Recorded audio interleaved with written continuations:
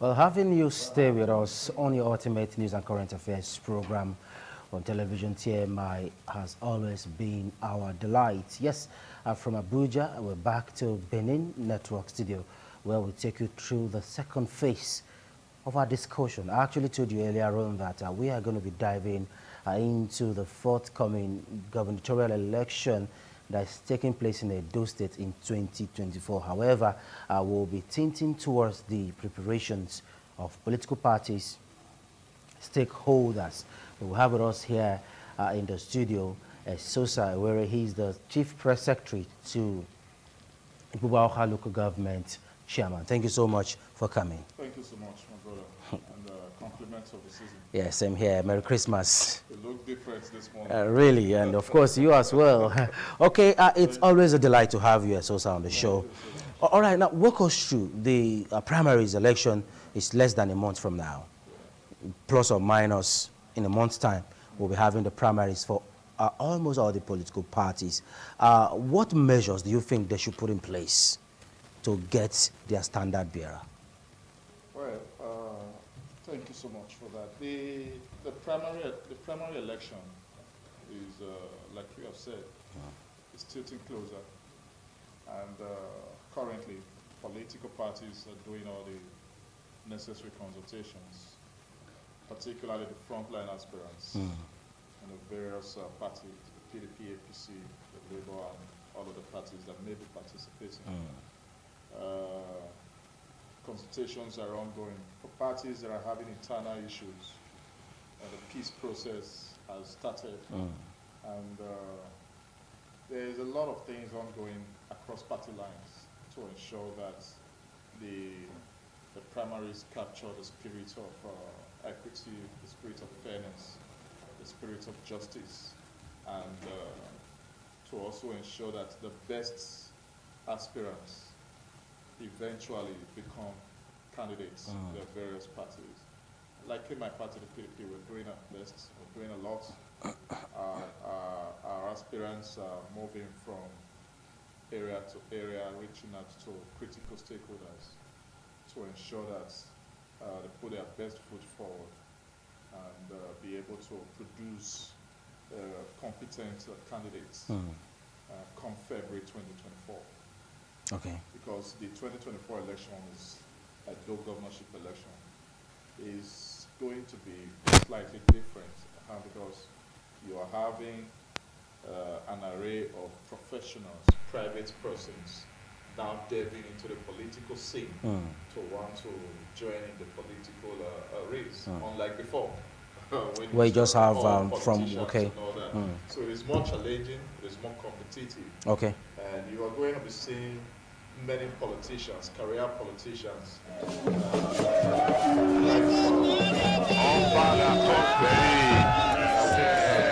Benin Kingdom. The actual toners.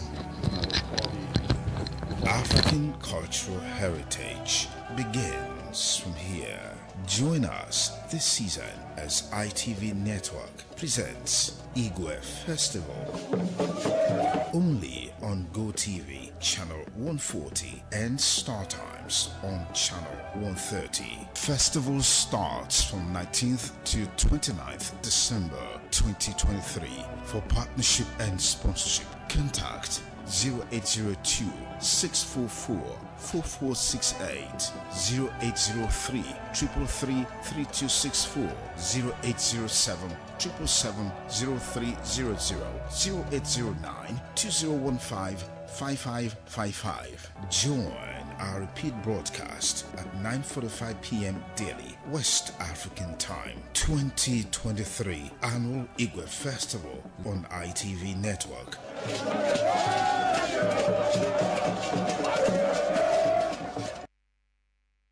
Richard didn't want.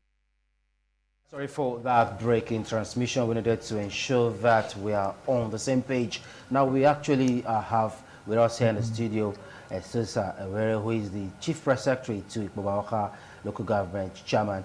We're actually looking at the preparation of political parties and stakeholders ahead of Edo 2024 governorship election. We expect to have Kadiri Oshogbe join us, who is actually joining virtually from Edo North. We do hope to have him join in the conversation before we wrap up. But let's come back now to the studio where we have Sosa Were, who has actually given us an opening.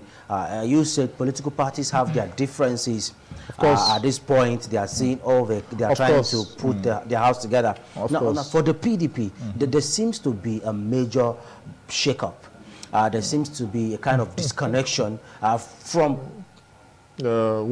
information available. There seems to be a kind of disconnection from the governor's camp and that of Dan Obi's camp. How is the PDP going to merge or unify these groups? Well, it is not necessarily a major shake-up. It's just political disagreements. You know, we had almost similar issues 4 years ago, 2020, prior to the Edo governorship election. Definitely. Godwin Obaseki's second term. So, but we were able to marshal it through. And at the end of the day, we won that election. You can't avoid these scenarios. In a major election as this, you cannot avoid these scenarios. They will definitely happen, even across small parties that are just passing through the electoral political phase. Passing through, in what sense? Through. Yeah, they're just passing through. You can't undermine any political party. Not necessarily to the end of the race. There are parties you really don't need to worry about, but I'm sure so when I say passing through, like fillers, ballot paper. When I say passing through, you should understand. So like for it, like the forthcoming election. You can, without a prophet, you can analyze the three major parties that are going to be on the front line. You have the PDP, you have the APC, and then you have the Labour Party. NNPP is there. So YPP is there. Yeah, those are parties. Even beyond that, beyond those two parties you've mentioned, there are smaller parties that you can refer to them as well. So what is PDP now doing to ensure that the Dan Obi's faction and that of the governor's faction are unified and built? Reconciliation is ongoing. Reconciliation is ongoing. The governor is doing everything humanly possible to ensure that all parties are brought together, because we want to go into the 2024 election as one house. We need to go into the election as one house. 4 years ago, we went into the election as one house and we won landslide. So we have noticed that if we go into the election as a divided entity, there may be issues. And because of the various developmental initiatives that deserve to be sustained in Edo, under the Godwin Obaseki-led administration, there is no room for disagreements. There's not going to be any room for mudslinging. There's not going to be any room for political maneuverings and all that. So the governor and every other critical stakeholders within our party are doing everything humanly possible to ensure that the various factions, you know, there's also the Shaibu faction now. Definitely. You understand? So it's not just Obaseki Danobi, as it were. There's the Shaibu faction now.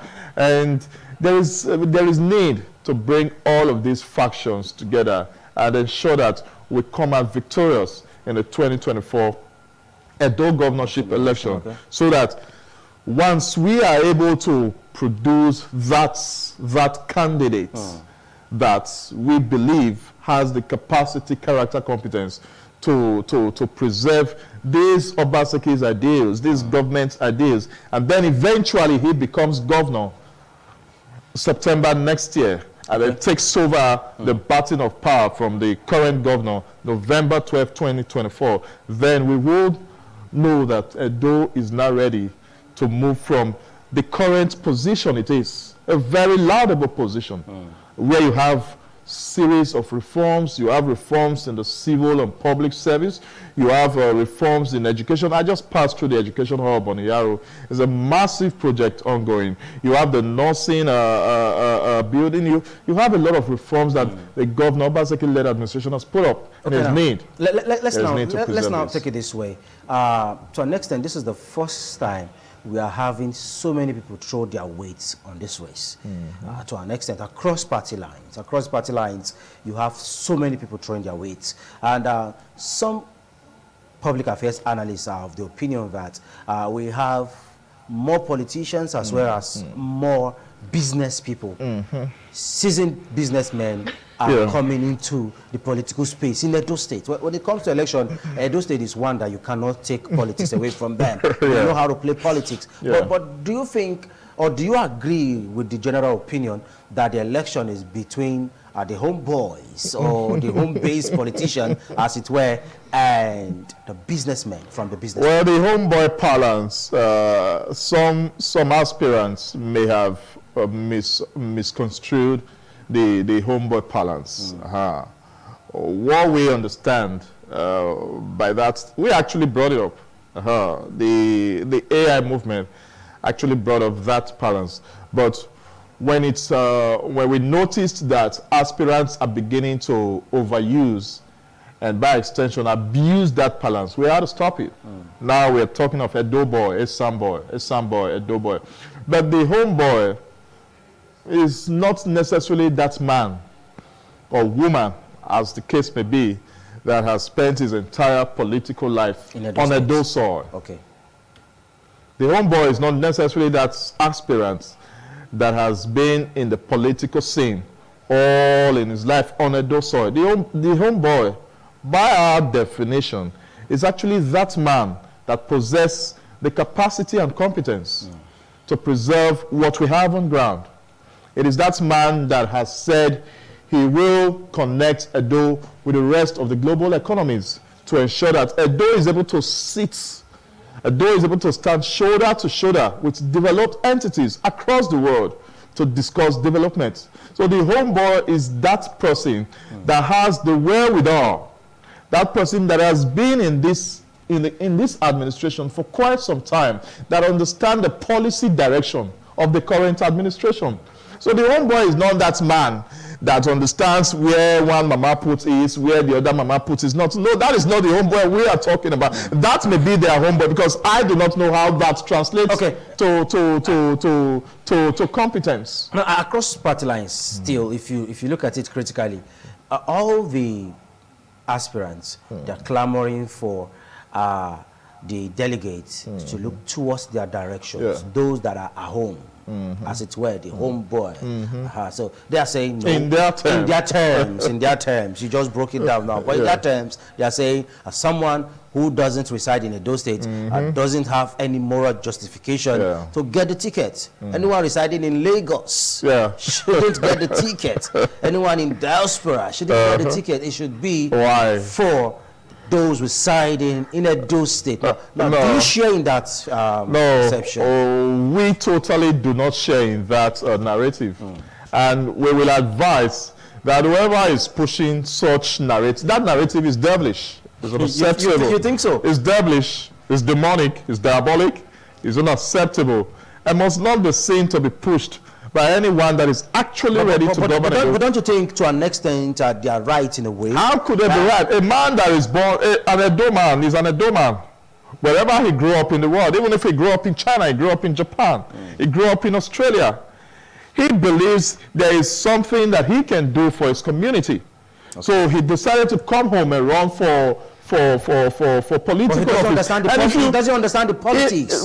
What understanding? If you take a critical look, in their life, they may have even done more noiselessly than those guys who believe they've been on ground. Okay. If you take a critical look, I am not saying now, but if we have all the time in the world to take a critical look, they may have done more than those guys who term themselves homeboy. So if I born in Edo, Benin my society where I'm Benin, of your motor, of your bar, because of certain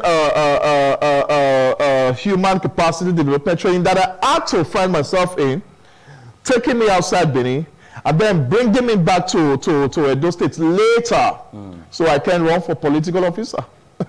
So are you not saying you don't agree with the narrative that the election, that you don't agree with the narrative that the election is between the grassroots politicians and technocrats? The election is between between aspirants who are serious, who are seriously in the race, and the people of how do we Edo now State. know aspirants that are serious? What are the parameters? They're already campaigning. Even before this time, you've seen them making moves. You've seen that their campaigns is driven along the line of policies, along the line of programs, along the line of performance. Have you ever seen me coming here to say, homeboy, home this, home that? No, we're all homeboys. We're all of those. So I'm a homeboy too. You are homeboy, homeboy. You're a homeboy. You're born. You're homeboy too. I'm homeboy. We're born and raised here. So we must continue to protect that homeboyism. Okay. But it should not be. It should not now become a tool for campaign. You understand? Because one is not even going to sell. You can't come out and say you're a homeboy over and above another Edoma. We're all one. Okay. So what differentiates us now is the policy programs that we have to give out to Edo people. Okay. And if anyone is able to campaign on the line, on the path of policy programs, on the path of performance, on the path of what he has as achievements, antecedents, then we should be able to consider that person as a serious candidate. But if it becomes otherwise, one or two aspirants are beginning to homeboy here, homeboy there, homeboy. Those are not serious aspirants. Okay. Are you going to campaign on the... Who cares about that? Talk about campaign. In the build-up to the election, as of last year, there have been cry in some quarter that there should be a paradigm shift. There should be... there was a cry for power shift to Edo Central. Yeah. But however, lately, there's a kind of twist in that whole... request now, as even some aspirants are saying no, it should be an Edo agenda instead of having an ESA agenda per se. But some political parties have closed-door meetings, some in Abuja and some within Edo State, where they want to now narrow down the candidates and try to come to a consensus. APC, for instance, led by General Cecil Eshekaibe, they had a meeting where they have to even cut down on candidates. That doesn't mean that they have actually written off other people who have intentions. I think that of the PDP, the reconciliation move is still on. For Labour Party, some people who felt that they are not carried along, they have pulled out. Some have pulled out and aligned themselves with other political parties. Now, do you think the quest for power shift is realistic? Well, in my party precisely, we are determined. We are determined to ensure that power goes to Edo Central. We are honestly determined, avowed determination. Because we have, Edo is a conglomeration of 3 senatorial districts. You have Edo South, you have North, and then Central. Edo North just finished 8 years in 2016 as governor. Edo North just finished 8 years. Edo South will be rounding up 16 years, November 12 next year. Edo Central has only done a year, or even less than a year. So, what undermines these senatorial districts below others? Nothing. They are people. So if we say we are playing politics, we should also learn to be humane in certain regards. In PDP particularly, I really do not know what the other parties are aiming at. Okay. But we are determined to ensure that power goes to Edo Central. That is why if you look at our frontline aspirants as it stands, that's why Rodalo is from Okagbe in Ewoimi, in Edo Central, Eastern Southeast local government area. We have a whole lot of orders. We have a whole lot of orders. Yes, we do, but the frontline aspirants. So who are the frontliners? We have Aswe Rodalo. We have Johnny Akubu, although he's been quiet for some time now. We have Anselmo Jezwa, the former party, our former party chairman. These 3 guys basically are from Edo Central. So for now, these are the 3 frontline aspirants. So what will happen to others? Well, they are from other senatorial districts. Would they have the chance? Would they be given the? Of course, it's an open feed for participation. But with open declaration and support for power shift to Edo Central, don't you think it will narrow the chances of those that are from Edo North and Edo South? Would that narrow their chances at the poll? Not necessarily. It's not necessarily. It shows that the party understands what it's doing. The party is a serious party. It's not here to play ding-dong political game like other parties may be doing. It's not here to waste time because we are too much in a hurry to preserve these ideals. Edo is a watershed for Edo. So we need serious-minded aspirants who will turn candidates and eventually, by the grace of God, become a governor to sustain this. We are so much in a hurry. So if the party has said power should shift to Edo Central for reasons that have been placed on the table, clear and unequivocal, and a lot of persons have been able to key into that idea, then I just think others should do. But from the body language of the governor, His Excellency Governor Gordon Obaseki, from his body language, some stakeholders are saying he wanted to have Asue Idalo as his anointed candidate. No. To replace him. No, when you say anointed... Would that be true? When you say anointed, are you talking of like holding a church service? Like the next person who would take the baton of leadership from him. Okay, he will just pick him and place him in a Sadebe Avenue. Is that what you mean? That's the assumption. What's it? No. You know the governor is not an autocratic person. Obaseki is one of the most democratic governors we've had. That's why you still have certain persons within our party doing certain things that tend to negate the ideals of the party. But we are doing our best to carry everybody along. This is politics. So anointing a candidate by the Governor Godwin Obaseki is not even in the picture. The governor has not even he has not made any statements, official statements, as it concerns Edo 2024. The man is busy with governance. And that's what he has told those around him, particularly those that are in his government, yet are already doing some campaigns, some consultations and all of that. The governor has said, let us focus on governance. Let us play down on politics. But shouldn't individuals have aspirations even if they are in the government's cabinet? But your aspiration should not be seen to be negating the ideas of that man that holds the yam and the knife. Because I don't know what political game you're playing at the end of the day. Except maybe you just want to be a spoiler, and that you're on your own. So what Obaseki has done in the last 7 years is enough to push any aspirant that eventually becomes the preferred candidate of the governor. But for now, our Governor Godwin Obaseki has not made any official statements as it concerns who succeeds him. However, are you with me? Yeah, with you guys. However, there is need to look critically into the character of the persons that are now. I forgot to mention the deputy governor. He is also on the front line. He is from Edo North, of the four front line I aspirants. thought you wrote him off. Not necessarily. Of the four front line aspirants, he is the only one from Edo North. Under PDP.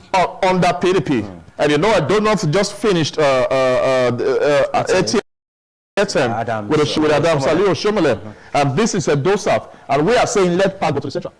And a whole lot of people, a vast majority of Edo people at home and in the diaspora, are very much in sync with that idea. So what should Edolites now sacrifice the quest for power shift to Edo Central on the altar of competence? The people from Edo Central, they've shown competence in their various regards. That's why Odalo is a businessman. He's been chairman of Nigerian Breweries. When he became chairman of Nigerian Breweries, within a space of 4 or 5 months, that organization realized over 4 billion. But the deputy governor has been a grassroots politician. The deputy governor has been a politician. He's just a politician. And he has done well too. He's a politician. He has and in Edo, we now have this professional politician dichotomy.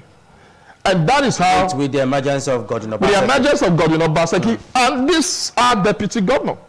So we now have that politician professional dichotomy. And we have seen that it's profitable for our politics. It has come to stay. It has has to stay for now, at least for the next 8 years, because we've seen it is profitable for our polity. It is productive for our polity. It is good for Edo across the 3 senatorial districts, considering what we have on ground under the ebullient leadership of Governor Godwin Obaseki. So there is need to now reinforce this politician-professional dichotomy. And if as we're coming from the private sector community, stands in the gap already. Aswa Iyodalo stands in the gap already, considering his background in the private sector, considering what he's achieved. He's been chairman of Nigeria Economic Summit group, NESG. That group is the group that decides how the direction of our nation's economy. John Yakubu, who is also a frontliner in the PDP, have a very good track record. Well, I just said something just now. You did. That the people that are on the front line, they are all competent in their various regards. Okay. John Yakubu is a politician. He's a former chairman of one of the local government areas in Edo Central. Ansem Ojezwa is a politician. He's a former chairman of the PDP in the States. Of the APC at that time. At that time, yeah. That he very gravitated to the PDP. Our deputy governor is a politician. He's been a House of Assembly member. He's been a member of the House of Reps. Now he's a deputy governor. And all that. These are politicians, core politicians, in their various regards. Okay, so there's no need, my brother, there's no need to mix up. That's what we're doing. So we want the current arrangements that we have in the a professional, a politician, a professional, a politician. We appreciate that arrangement because why? Godwin Obaseki has been able to prove that you do not necessarily need to be a core politician to get things done. Major stakeholders are saying these guys that are not politicians, they don't know how to play the game. What game? What game are you talking They are about? not getting to the grassroots. When you're talking about game, maybe we will need another session to actually talk about the game. But from what we have, with the current, I just told you something. With what we have, with the current arrangement, the professional and the politician, we're okay. So what are the parameters to assess a government that is successful? Reforms. Okay. Reforms. Innovation. Okay. Human capacity development. Okay. Security. Economic recalibration. Protection of the lives and property of the people of that community. Hardly a street in the day today you step in and you do not find a uniform man, whether a conventional uniform man or a non-conventional uniform man. Visit our civil service secretariats today and see our civil servants. They are happy to work. They are happy to wake up in the morning and come to work, unlike back in the day. Some of the innovations of this current administration has it affected the current administration innovations? Has it impacted on the lives? I know where you are going. It has. Hold on. Has it impacted their lives in a way? It has. Can you categorically extensively say it has impacted their lives? Today, as we speak, our pensioners have just been registered in the Edo Health Insurance Scheme. Okay, that's a good one. So, isn't that a good one? So, at intervals, they can move to any of the government-registered hospital and be given a Medicare. Okay. Access a facility. Okay.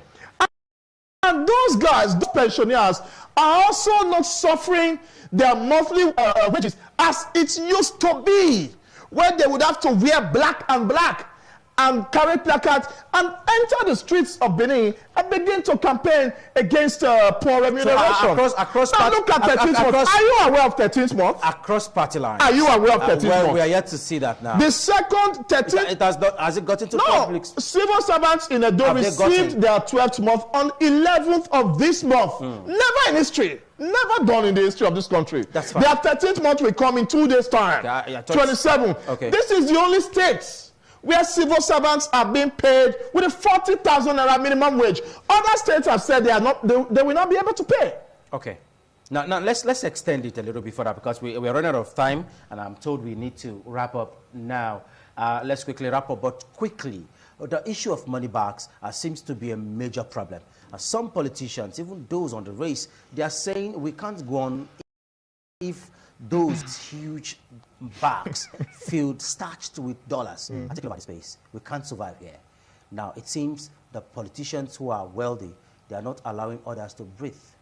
Well, I'm hearing that for the first time.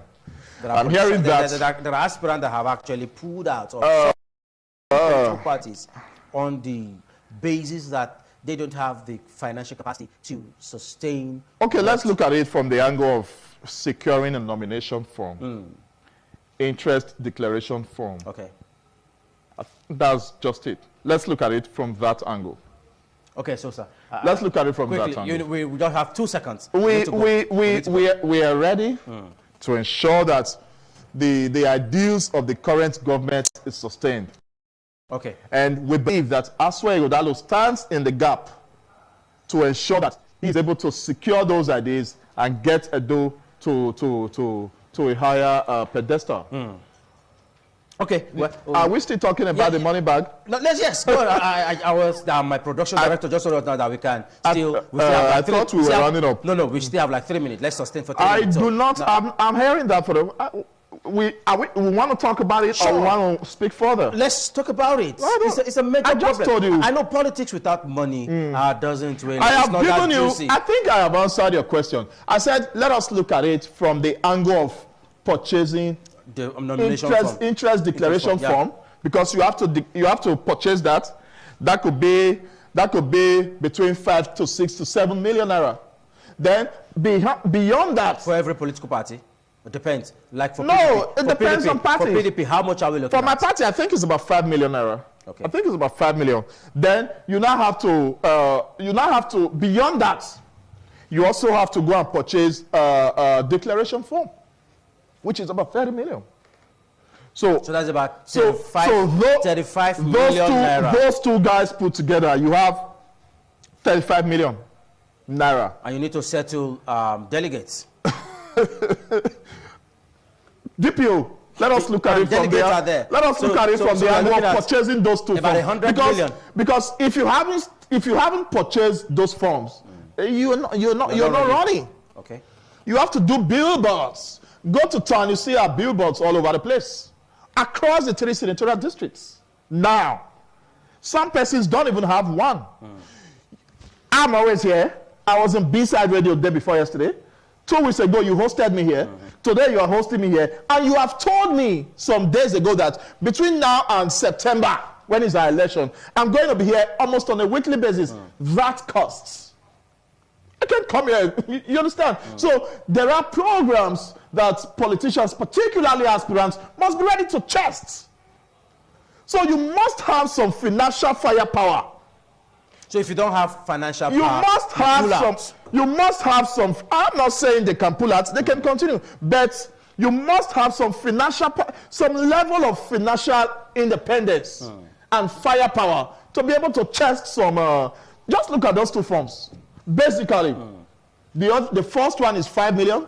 The second one is 30 million. Okay, so now let's begin to put a halt to the discussion. Looking at the race, you actually said we have 3 major parties. Though I didn't agree with that in a way, but that's your opinion anyway. You're saying we have the PDP, the LP, and APC. Looking at these 3 political parties, do you think there will be a kind of we're going to give the PDP major heat? Of course, now. Because for APC, you won't take the federal might away from them. This is a major election. This is a gubernatorial election. So it's going to be brutal. It's not going to be bloody. But it's going to be brutal. Hectic. Okay. It's going to be hectic. It's not going to be a sweet. It's not going to be a bed of roses, a smooth sail. Because we are incumbent, no. So what are your fears as a political party? Well, as a player, I have fears that the APC-led FG would want to exhaust certain federal powers or mights on the election. And that will suffocate the PDP in the States. Not necessarily suffocating us. Right. Not necessarily suffocating us. It's always but then that will be our marching force, you know. It's always a delight to have you thank you so on much. the show. And of course, Merry Christmas, Same to you. and a prosperous New Year. Same All right, to we'll you. take Thank a you. break now, and that will take us to our next program, TMI Socials. Stay with us.